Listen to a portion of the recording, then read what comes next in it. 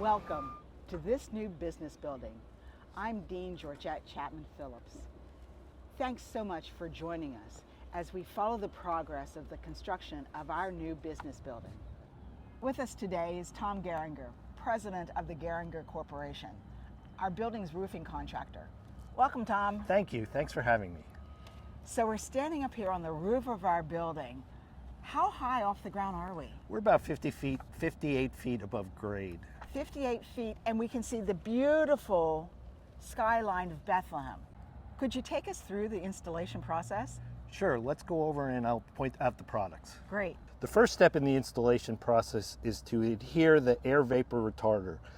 After that, we install 2 layers of polyisocyanurate insulation and mechanically fasten them through the air vapor barrier and secure it to the metal deck. The 2 layers provide a total R of R30, which is a 50% increase over the code requirement from 6 years ago. So that makes it more energy efficient? Yes, it does. Essentially, today's buildings will use 50% of the energy to heat it based upon the roof than previous buildings. Right, so that's really important for us as we strive to be more ecologically sound. Yes. After that, we install a layer of high density coverboard in foam adhesive. The coverboard protects the membrane from damage by foot traffic due to the fasteners.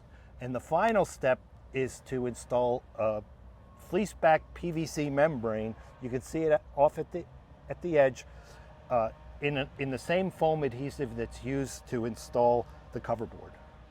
Tom, I understand this building has a green roof. Could you tell us more? Yes, about 5,500 square feet of the roof will be covered with sedums, a succulent plant.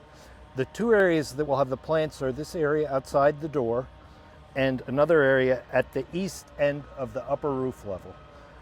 In this case, we'll be applying the medium out of large bulk bags and covering them with sedum mats, which are essentially like sod made of sedums rather than grass. The main reason people are installing green roofs on many of the buildings now is to reduce stormwater runoff.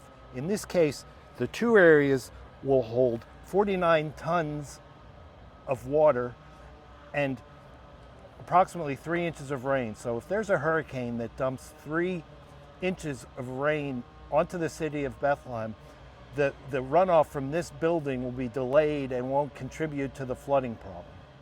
You know, I remember seeing so many of these materials off to the side of our building just as we were beginning construction, and I heard that it was something about supply chain issues. What were the supply chain issues with the roofing material? Well, about a year ago, a little less than a year ago, it suddenly became virtually impossible to get the most important components of this roofing system, which is the isocyanurate insulation and the membrane, because of a shortage of a few chemicals that are critical to their manufacture. Lead times, in a period of about a month, lead times went from a matter of weeks to a matter of months to becoming virtually impossible to get. Wow.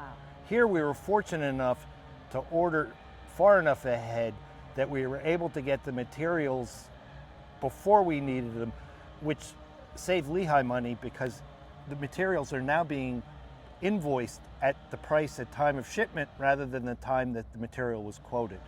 So by storing the materials off-site, we were able to reduce the cost of the completed project. That is fantastic. I love hearing that. I really do. Thank you so much for joining us today. It was a pleasure. Don't forget, hit subscribe so you won't miss an episode.